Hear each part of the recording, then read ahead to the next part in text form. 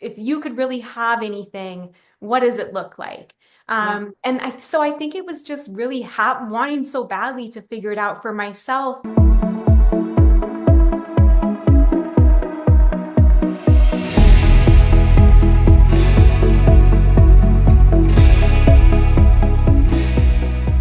Over the last two episodes, we've explored how consistency and persistence shape the path to success, not just for us, but for our kids who are watching us. Today, we take it a step further, diving into the transformative power of self-improvement. In her book, Your Bright Light, Jessica Johnson asked this life-changing question: if you could do anything, what would it be? This reminds us that pursuing our own passions and goals isn't just for us. It's a powerful example for our children.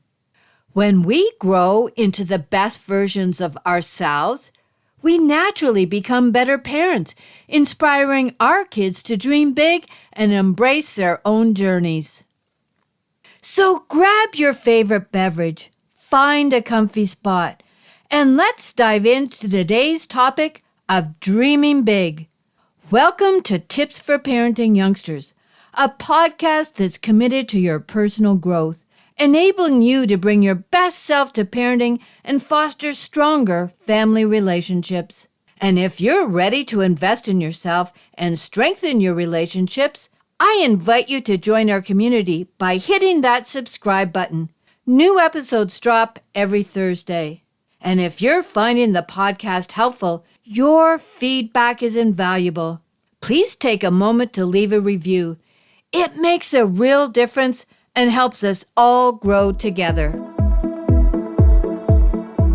Welcome, everybody. And today's guest is Jessica Johnson. She is an entrepreneur, speaker, and fellow author of the book, Your Bright Light, which I happen to have a copy right here. I've read it twice myself and absolutely love it. And she's a fellow podcaster of the Bright Life podcast. She is also a good friend and a coach who is the catalyst in helping me to go after my dream of writing children's books. I am so grateful for that moment. Over the past couple of weeks, I've talked about consistency and persistence from, more particularly persistence from Napoleon Hill's chapter in Think and Grow Rich. So I have Jessica here because so much of it is based on our dreams and hopes and goals, which is all about the book that she wrote, Your Bright Life. Welcome, Jessica. Thank you so much for having me. I'm so grateful, and so many of the things you said, it's been so fun to watch your journey becoming an author and a podcaster, and just knowing, I feel like from so early on, like the wisdom you had to share and the passion for it, and to see it now out in the world, helping others is just so fun. So thank you for having me. It feels very full circle. Yeah, and that was such a pivotal moment. And I remember you just asking me, well, and I'll tear up again, what did I want to do? And it was my children's books. And yeah, anyways, that'll be once you do know what your passion is, it's amazing the tears just flow or the excitement. And I think it took us both by surprise that day too, because I just remember, I think the question was like, what would you really like to do? And this was something that had just been a burning desire of mine for so long. So, what other experiences have you had other than that one in helping someone find their passion, and what is your process? Yeah, well, I think my book, and so much of it was born from that question of asking myself that thing of like, whenever I've been a little bit unclear in a path, I've always come back to the question of like, if you could do anything, what would you do? If anything was on the table and possible, and your life could look like any particular iteration, what would it look like? Because I know our brains are so quick to jump in with what's realistic or, what our friends and family may want for us, what our upbringing tells us is possible. And that's fine. Our brains are always trying to be so helpful and protective and not see us hurt or uncomfortable. But for me, it's just always come back to that question of if I want to find my passion, if I want to have a career I'm more fulfilled by, if I want to live out a life that I love, it comes back to, well, if you could choose anything, what is it? And I really think the naming it is harder than most people think. But when you actually can name it is when you can start to make those decisions and move forward and maybe surprise yourself or see like you did, like what's really in there so strongly that it's on the brink of tears. It just has Yeah. to kind of be acknowledged and named. Yeah. So that I think is just it's a question I've just returned to, and I've seen other people return to and seen the magic that it can work if you allow yourself to go there. Yeah. And how did you arrive at that through your journey of getting to naming it then? Yeah, it's because when I was in my career, from the moment I got out of college, and even before that, it was always like, get good grades to get into the next school. And and do all the extracurriculars, because then you'll have more opportunities and you can follow the career path once you get the job. And I found myself having followed all those steps and checked all the boxes and having a job that was technically fine, but that didn't really light me up, and just feeling like there was more. And I would see other people that seemed like they knew what their path was, or they felt so sure in it, or they had a passion they came home and they loved to work on. And I was frustrated by not having that myself, because I really felt like whatever it was, if I just knew it, I would work hard and I would go after it, but I wasn't clear on what it was. And so I think it was just a lot of trial and error and introspection and journaling and trying things that didn't work that led me to that question of just like, okay, we've got to cut through all the clutter here. If you could really have anything, what does it look like? Yeah. So I think it was just really wanting so badly to figure it out for myself, and having so many other voices, and your education system is one, and it's just like culture in general, and kind of wanting to cut to the heart of it for myself is what led me there. And then that opened up everything else, because then I had a blueprint. Even if I didn't know how to get there, I had at least a direction. And to me, that was a really much more rewarding place to be in, because I could at least make forward progress and be consistent towards something like you mentioned. Even if I was at that starting step, I knew where I was going from that point on. Yeah. I can relate in it. It kind of, when you were talking about it, what your bright life, in other words, what lights you up. And when I get talking about my children's books, like everybody's like, "Oh my God, you got so much color." And it's Yeah. something I could talk and talk. I mean, I just get so excited. And I think maybe that's a good for people trying to figure out their passion or what they like, even what do they like talking about and what do they get Yes. excited about? What, when you're talking to somebody, like what's their reaction and, that kind of, yeah, yeah. So did you have an aha moment then when it was like, okay, after the process in your blueprint, like, Mhm. did you have an aha moment? I don't know if it was an aha moment for me as much as this gradual kind of unfolding. So for me, like some of the ways that I would go about it is I would picture like in different kind of areas of my life. If I could have a career that was my brightest career, what would it look like? And it wasn't always knowing a job title, but it was having a sense of like the feeling of like, okay, I sensed a little bit more fulfillment, more freedom. I once did this. Maybe this is a little bit of an aha moment, but I went to this retreat once because I was trying to figure out so badly what is my passion. And it was this women's retreat. And we did this meditation of like your perfect day. And then I couldn't see exactly what my career title and job would be, but I had this vision of me being able to have ownership of my day, of my career. I could tell I was my own boss, even though entrepreneurship wasn't like this popular kind of thing like it has become with the internet and everything like that. But that was for me the first little inkling of like, oh, okay, there's a direction for me to go in, and I had no idea how to create it. But it gave me enough that I could start to take steps in that direction. So I started taking more classes in things that interested me, nights and weekends. I started going to more like conferences and networking type things with other people that had started their own business. I would take courses online if I saw something that interested me. And eventually that led me to kind of, the business that I first created and, all the other iterations since. So sometimes I think people will have this aha moment where there's something deep inside them that they know. And sometimes it's maybe just this softer unfolding of like, this feels right. And let me continue to take action in that direction. And I think sometimes that is how you find your way to the thing. It's like you might not even know what it is. You just have to kind of continue taking action towards what feels right. And now it's been so many years and you look back and it all makes sense. But in the beginning, it can be very murky. So just kind of following those instincts of like, I'm curious about this. This sounds fun to me. I've always wanted to learn about this. I love when I'm with this group of people. And those kind of become the threads that kind of lead you to whatever you're creating. Yeah. No, you raised so many good points because I was acknowledging we're so afraid of failure, making the mistake, Yeah. taking the wrong course, do it, like, oh, I've wasted my money.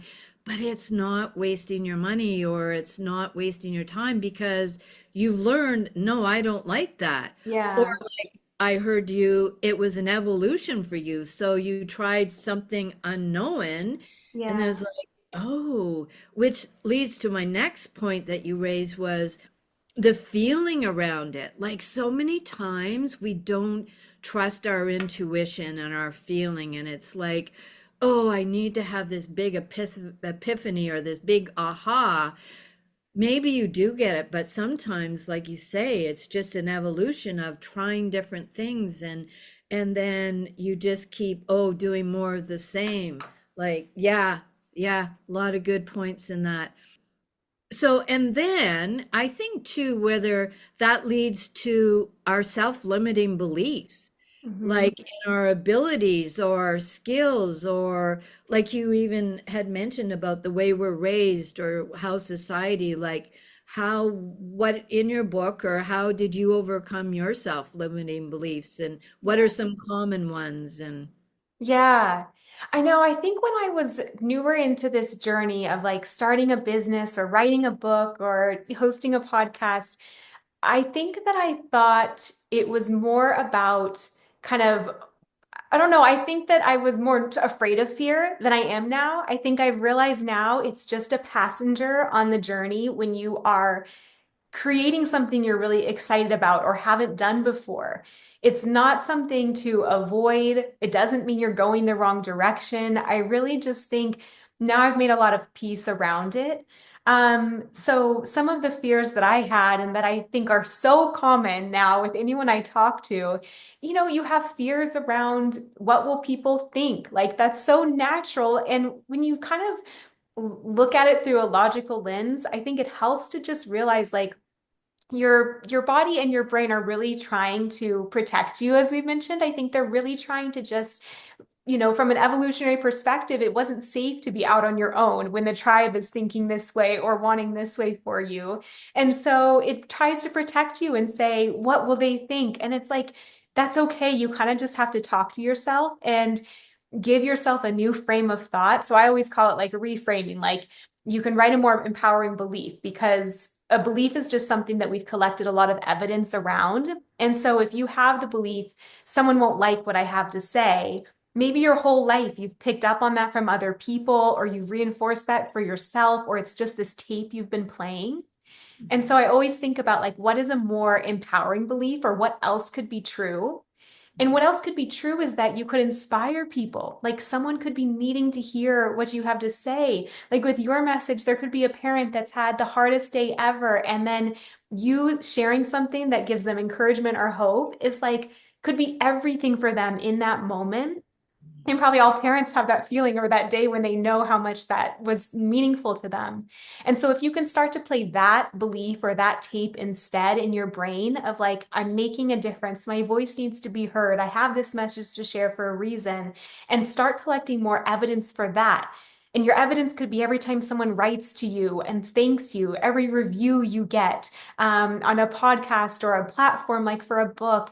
It could just be the way you see someone's like eyes light up or their shoulders relax when you talk to them. So you start to just gather those little seeds and morsels, and the belief eventually does become stronger than that more limiting belief. So that's like the process I've used, whether it's anything like, oh, like, what are they gonna think? It's too late for me. I can't make a change now. I've been in this one path forever. I don't know how to do this. That's so That, common. that is my That our dog. guest. That's so cute. So yeah, it's so common. I think it's like just knowing that that doesn't mean you're on the wrong path or that's abnormal or it means you shouldn't keep going, that actually like everyone who's done anything, in their life that's new or different or big, they've had those thoughts, has just really, I think, helped shift it and just help me keep going because we all have like those beliefs or some that are similar. I'm having fun. I muted myself because Oh. there's someone outside. But you A know what? friend. This is the way it goes, right? That's right. Um, and that is so, fear and I is so because there's also fear of success. Right? We Yes. also have the fear of failure, the fear of success, the fear of what other people like. Fear is such a big part of what holds us back. And yeah, yeah, I don't know. Like, so what would your thoughts be on the fear of success? Yeah, I mean, that's a big one. I wrote a whole chapter in my book about shining, because so each chapter kind of takes on one part of the creation process of bringing a dream to life. And one of the last ones that I just kept thinking about was like shining because everyone thinks it's going to be so easy to succeed, right? Or to have a goal and that what they want is the perfect result. But actually, shining can bring up a lot of things for a lot of people, because you may be standing out. You may be doing things that your friend or family circle has never done before. You may be getting a lot of eyes on you, and that can be uncomfortable. So I think fear of success, it's a very interesting one, but I think it's probably just as common as fear of failure. And people don't really realize it until you get into that position. And then there's a lot to contend with around like, how do I make myself feel comfortable? How do I regulate my nervous system around a lot of people listening to my podcast or reading my book or their reactions and projections based on what I say that may be different from what they say. So I think that's a very, very common one and definitely one I've had to like contend with myself, and it sneaks up on you. You think it's only going to be fear of failure and then, it starts to shift a little bit too. It can be one at the end. And so much of it too is our thoughts that don't even come to fruition, Right. right? It's just all Yes. everything that it's just like, oh, okay, if I'm successful here, oh, this might happen, and then it never does. And say vice versa, even with fear of failure, like it's always again like, and maybe you can speak or expand on our positive or the way we talk to ourselves and Yeah. Yeah. that. I think it all goes back. For me, it's so helpful to just choose the belief that does get me to where I want to go. So if I find one that's not helpful, like if I'm successful or, something bad will happen, I try and choose something else. So one that I love is like the better it gets, the better it gets. Because sometimes if you have something good happen, there's that fear of like the other shoe dropping or something bad, then having to balance it out. There's a great book on this called The Big Leap, and it talks about that kind of like upper ceiling and limit and how people will maybe find success in one area, but then they'll self-sabotage in another to always kind of stay in that same baseline. And people have experienced this too, not probably just in business, but maybe in health. They've experienced that where they make so much progress, but then they almost will self sabotage or pull back in another way or another area of their life, or a few months later with their health. And so for me, one is like the better it gets, the better it gets. I try to remember that, the more eyes on me, the more people I can impact. I think for me, it really helps to think about the person on the other side that maybe you're writing to or speaking to. And it can take you out of that self kind of frame of like, oh my gosh, this, that, or the other thing around me, and be like, there's someone on the other end of this that probably really needs to hear this message today, or this is exactly what could help move their life or relationship or business or, family life forward. So for me, if I can just pull out of my own fears and think about that, that's another one that really helps me be like, what is this really about? And then you want to help, and it doesn't matter kind of what your day may be like, or what you've experienced. It can really be about the other person a little bit more again. Yeah. I'm actually just reading that book now You myself. are. Yeah, and it was, I mean, it's so true because we limit ourselves and we do self-sabotage. And I mean, it's in weight loss, like all of a sudden we're Yeah. doing really great and we're walking and eating properly. And then, oh, we self-sabotage because we got to go to a party or we're doing this Yeah. or whatever. We're always finding, I guess, maybe making excuses, or the path forward is sometimes harder. So it's like, well, we're always picking the path of least resistance, right? So, Mhm. and maybe that's more to the point too. We go back to our comfort zone, Right.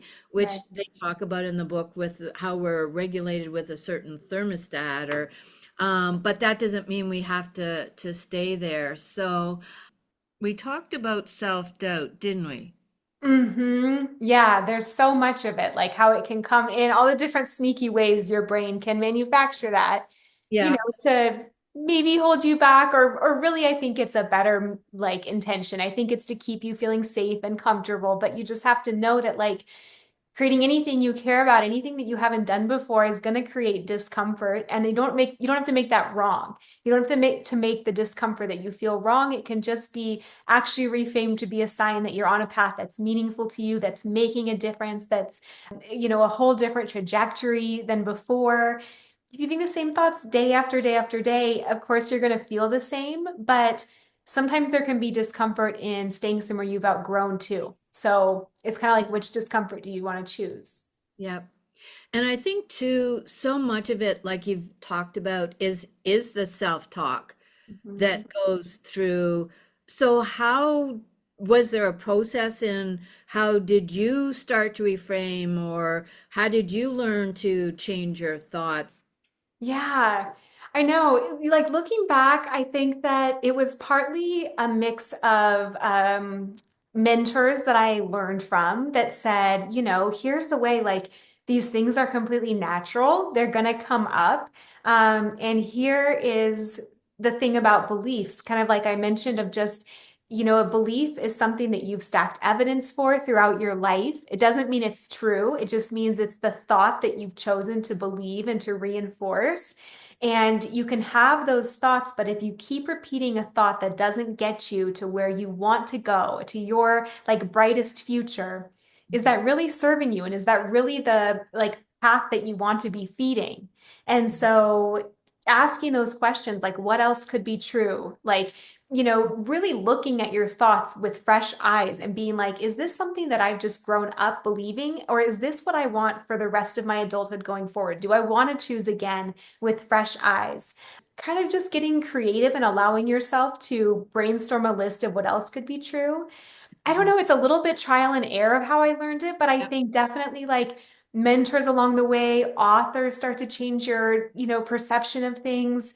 I think whenever you're in that creation process, or you want to start a business or write a book or launch a podcast, it just feels like once you say yes to your path, I don't know about you, but I feel like you just feel so open. Like it just feels like there's so many teachers. It's like that saying, when the student's ready, the teacher appears.